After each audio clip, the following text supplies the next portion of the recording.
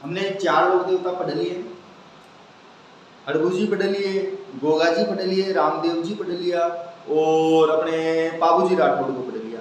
मारवाड़ के पंचपीरों में एक और लोक देवता बसते हैं जिनका आदि मैटर तो नहीं है, लेकिन जितना भी मैटर है वह एग्जाम में पूछने लायक है। तो 5वें जो पंचपीर आते हैं हमारे राजस्थान के या मारवाड़ के पंचपीरों में जिनकी गिनती होती है वो आते हैं मांगलिया मेहाजी। तो मांगलिया मेहाजी जो शासक थे, ध्यान रखना, शासक बताया गया वो बुंडेल नागौर के बताया गया है। कहां के? बुंडेल नागौर। अब बुंडेल नागौर के शासक थे और इन्होंने जो शिक्षा दीक्षा प्राप्त की, शिक्षा जो इन्होंने प्राप्त की थी वो की थी कामड़िया पंथ से, कामड़िया पंथ से। अब बात आती है कि कामड़िया पंथ किसने चलाया या किसके द्वारा शुरू किया गया था।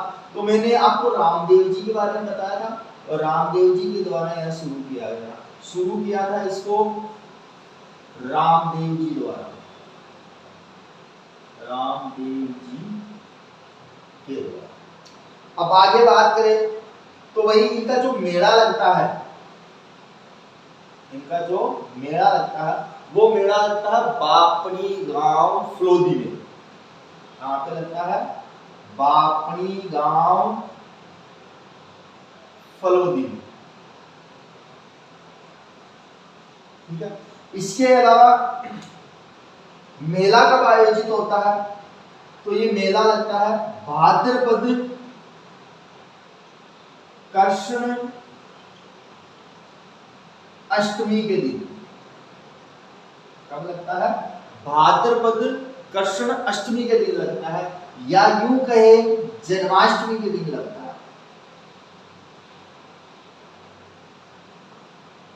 कब लगता है? जन्माष्टमी पर लगता है। तो इनका ज्यादा मैटर तो नहीं है, लेकिन इनके बारे में एक मान्यता है।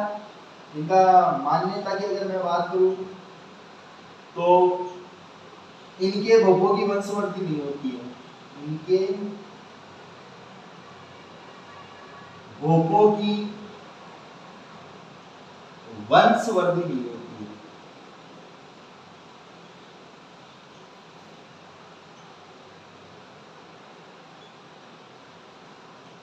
है।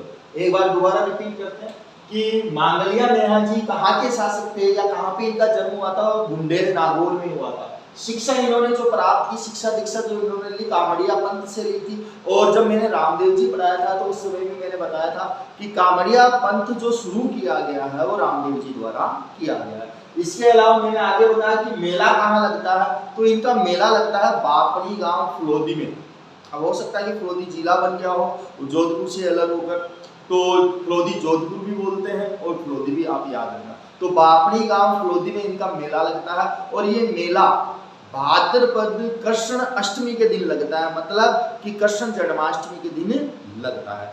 इसके अलावा इनमें एक मान्यता है कि इनके जो भोपे होते हैं, इसके मांगलिया मेहाजी के जो भोपे होते हैं ना, इन भोपों की कोई वंशवृद्धि नहीं होती है। बात करें कि इनके भोपों की वंशवृद्धि नहीं होती, जब भोपे की मृत्यु हो जाती है तब दूसरा भोपा कहाँ से आएगा? तो कहा जाता है कि गांव से ही किसी एक ऐसे व्यक्ति को आह्वान किया जाता है जो भोपे बनने की क्षमता रखता हो और उसको ही फिर भोपे की शिक्षा दीक्षा दी जाती है। तो इस प्रकार से हम कहते हैं कि भोपों की वंशवृद्धि नहीं होती है, या यूं भी कहें कि वंशवृद्धि करने के लिए विवाह की आवश्यकता पड़ती है। तो विवाह इन काम मतलब कि मांगलिया मेहाजी के जो भोपे होते हैं वो विवाह नहीं करते हैं। इसके अलावा हम आगे बढ़ेंगे इनकी कहानी के बारे में। ज्यादा कहानी नहीं है लेकिन कहानी बड़ी शानदार रही है, इनकी भी थोड़ी सी कहानी है। तो एक बार आप इसको कंप्लीट उतारो फिर इसकी कहानी की ओर चलते हैं।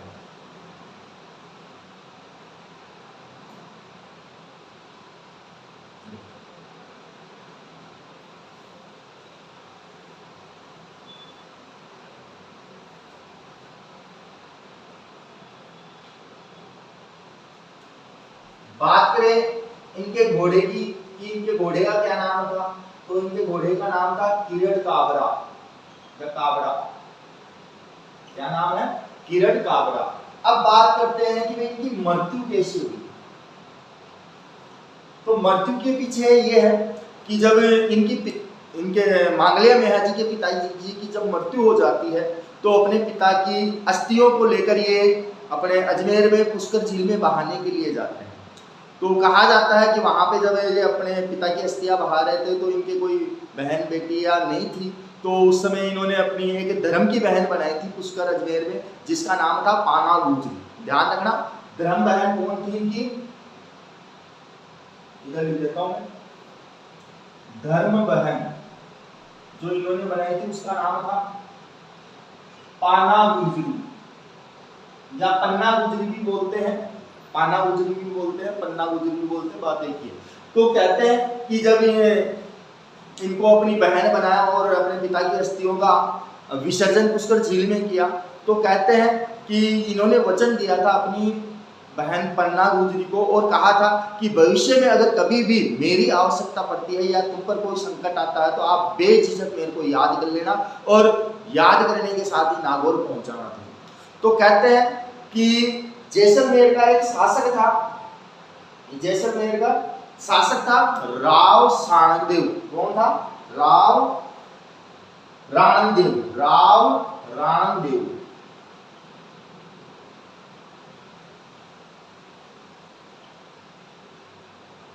कौन था? राव राणंगदेव।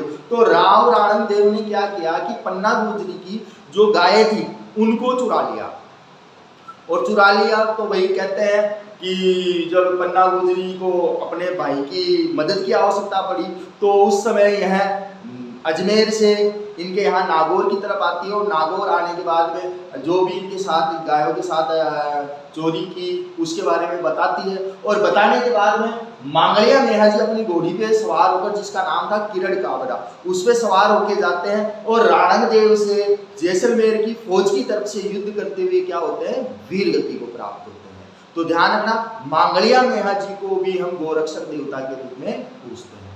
तो देखो, राणंगदेव से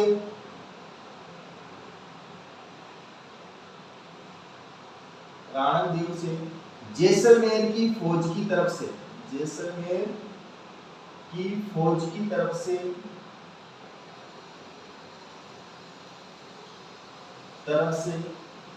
युद्ध करते हुए,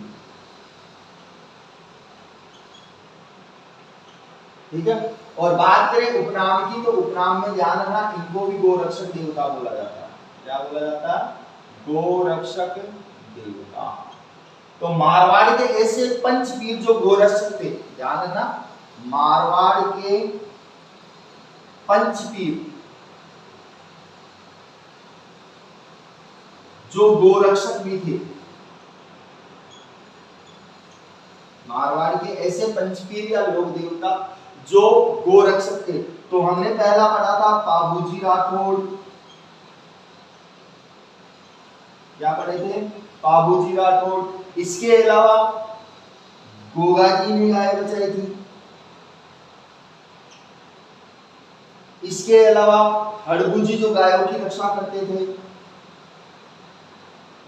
और एक अपने मांगलिया मेहा जी। तो गोरक्षक देवता मारवाड़ के पंचपीरों में कौन नहीं थे? तो रामदेव जी नहीं थे। और मारवाड़ के पंचपीरों में जो गोरक्षक रहे उनमें नाम हमें मिलता है गोगाजी, पाबूजी राठौड़, इसके अलावा मांगलिया मेहा जी और हड़बूजी। ये चारों ऐसे लोक देवता थे जो गोरक्षक देवता के नाम से मारवाड़ के पंचपीरों में प्रसिद्ध है। और मारवाड़ के पंचपीरों में अगर आपसे पूछा जाता है कि मारवाड़ के पंचपीरों में ऐसे कौन से लोक देवता थे जो गोरक्षक देवता नहीं थे, तो उनमें हमें नाम मिलता है रामदेव जी का नाम मिलता है। ध्यान रखना इस चीज का। और गोरक्षक देवता में अगर बात करें मारवाड़ के पंचपीरों में नाम किसका मिलता है? तो पाबूजी राठौड़, गोगाजी चौहान, मांगलिया मेहा जी और हड़बूजी, ये चारों गोरक्षक देवता थे। ठीक है, तो ये हमारी लास्ट क्लास थी मारवाड़ के पंचपीरों को लेकर, और मारवाड़ के पंचपीरों का टॉपिक भी खत्म। आगे हम लेंगे नेक्स्ट टॉपिक और उसकी क्लासें। ठीक है, धन्यवाद।